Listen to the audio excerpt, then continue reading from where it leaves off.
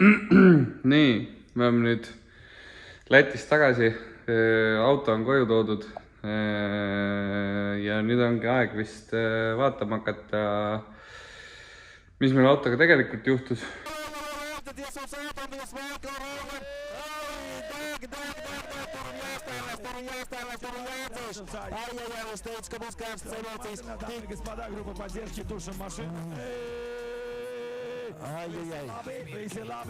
Ja inspekteerida, et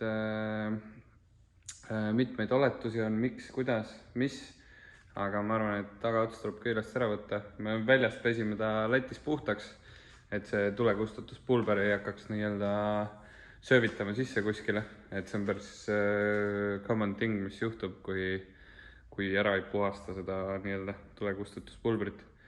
Aga kindlasti kuskile sisse ja vahedesse ja keravahedele jäi ka, nii et võtame fiibrid küljest ära tagaotsas ja siis saab lihtsamini ligi ka muudele asjadele ja hakkab vaatama, mis saama hakkab, et mis vaja vahetada on või mida vaja korrastada on. Et me vaatasime, et juhtmed jäid terveks, sest auto töötab, kõik toimib. Aga lihtsalt oleks vaja ilmselt uued rüüd panna nendele makseku juhtmistikule ja muudele asjadele, mis taha veetud on, nii et hakkan sellega tegelema, vaatab, mis saab.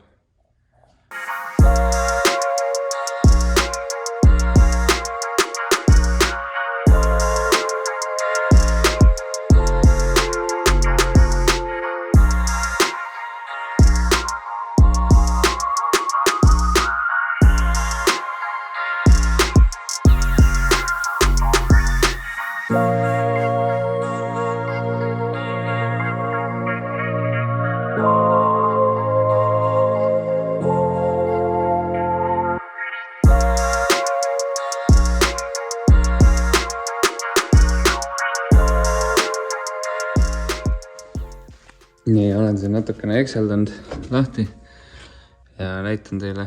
See on siis piduritule massikaabel, kuna see on nagu piduritule ja mul on nagu nii kaitse vahel neil. Siis kui ma neid vedasin siia, siis ma ei viitsin neile väga hullu rüüd panna, et panin tavalise punase juhtme, mis on tavaliselt korralik olnud. Ja vaadake, kuidas tuli on ära tapnud terve selle rüü.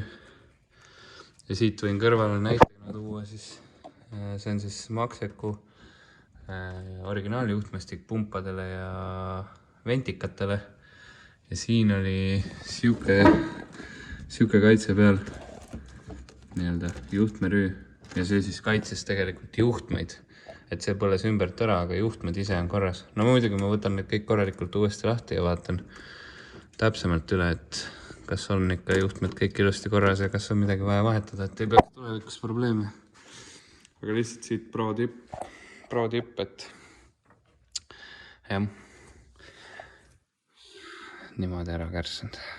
No nii, polegi enam Nissan. Nüüd on nagu mingi romuauto. Et see näitab seda, et meil siin tagaotsas ikka ei ole mitte midagi. Aga jah. Vaatan siin siis tegelikult väga midagi hullu ei ole. Tuli nagu tegelikult väga hullult põletanud ei ole, et oli suht vähe ikkagi. Et lihtsalt tahmanen igalt poolt, aga see tuleb kõik ära puhastada ja üle värvida, et see meil kere mädanema ei paneks ja ajaks. Ja no siin näha, mis tuli tegelikult siin olnud on, siis nipukad, et on ikka ära kärsatanud. Ja siis kui nendega tehtud on, siis saame hakata muid asju inspekteerima. Päris must on. Plõgane. Ja avastasin, et mul on siin mingi prahikogu ja viskab rehvi sadi siia sisse. Ja siin on ikka pigem on korralikult seda rehvipuru. See tuleb ka ära puhastada ja vaadata, kus see siia sisse saab. Nüüd meil on kõik nagu selles suhtes ära peidetud, et väga palju salongi suitsu ei tuleks ja värki. Et ühesõnaga vaatame selle ka üle ja kõik oilid ja oi, näete, siit te saate aru, et kui palju meil ikka autorehvi põletab. Siit saab nagu võtta korralikult kläusti. Kõik oilid ja asjad tuleb üle vaadata ja värki ja inspekteerida.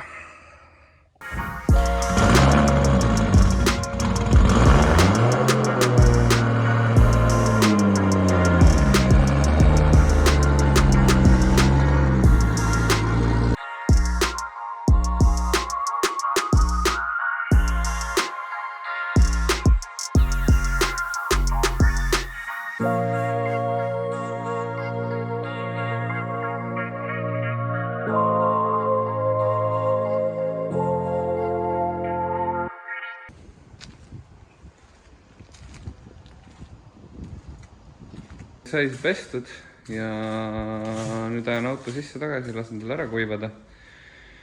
Siis tuleb traatärgi ette võtta, kõik see kõrbenud värv ja muu siuke sodi tuleks maha lasta. Krunt peale, uus värv ja siis on nagu uus. Et muidu see värk läheb rostetama seal, ma kardan. Ja no kes see viitsib sellega pärast tegeleda. Praegu on lihtsam see ära teha, meil on natuke vaba aega ka. Ja jah, väga hulle kahjustus ei olegi tegelikult, et alguses tundus natuke hullem. Selles suhtes nagu ma mõtlesin just, et värvikahjustused ja mingid, ühesõnaga, see pilt ja videost vaadates tundus ikka natuke hullem see värk. Aga ei ole hullu midagi, kõik on ikkagi suht hästi tehtud. Avastasin, et seal see soppa on ikka suht palju, nagu rehvi soppa nii-öelda. Et kuigi on suht hästi tegime see hooaeg selle niimoodi, et autosalongi nagu suitsu väga ei tule. Et kui sa näedki, et rehvi suitsu tuleb palju salongi, siis sa tead, et sul on,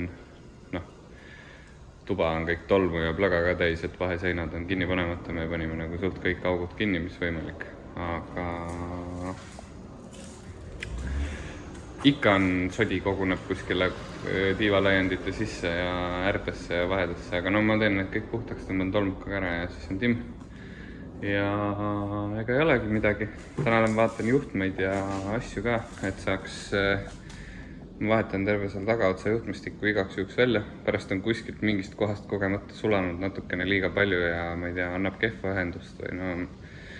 Ühesõnaga, drift on meile ajapikku näidanud, et kui midagi kuskil juhtub, siis terve ümbrusringkond tuleb üle vaadata, sest et muidu pärast kirud, et kurat, et miks ma ei vahetanud seda juhet või seda juhet või miks ma neid üle ei vaadanud.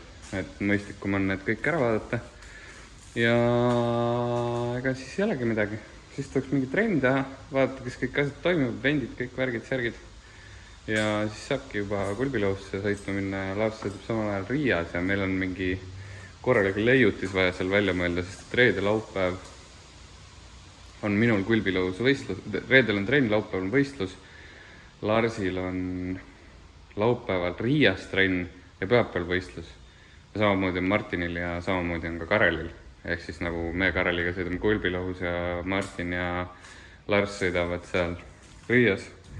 Nii et me ikka lähme ju omadele ka kaasa elama, aga meil ongi vaja nüüd välja mõelda mingid bussid ja telgid ja kuidas me need asjad seal jaotame ja kuidas rahvas Kulbilõust pärast sinna saab ja sinna pole autosid mõtet võtta ja no ühesõnaga. Hästi korraldatud on see värk praegu, et peame logistikakeskuse appi endale võtma, kuidas saada kõige lihtsamalt need asjad tehtud. Aga jah, ega siis midagi. Mina vaikselt lükkan auto sisse ja teen oma toimetusi edasi. Te pange ikka like, subscribe ja kommenteerige, et ei tea, mis näiteks järgmise nädala kolmapäevases videos võiks teha. Et meil on siin paar nädalavahetust on vaja täita. Driftmasters tuleb ka, siis me läheme vaatama. Ja eks näis, äkki läheme kunagi sõitma ka Mastersit. Võib-olla ühe etappi wildcardina. Oi, millal see aeg küll tuleb, ei tea. Aga jah, stay tuned.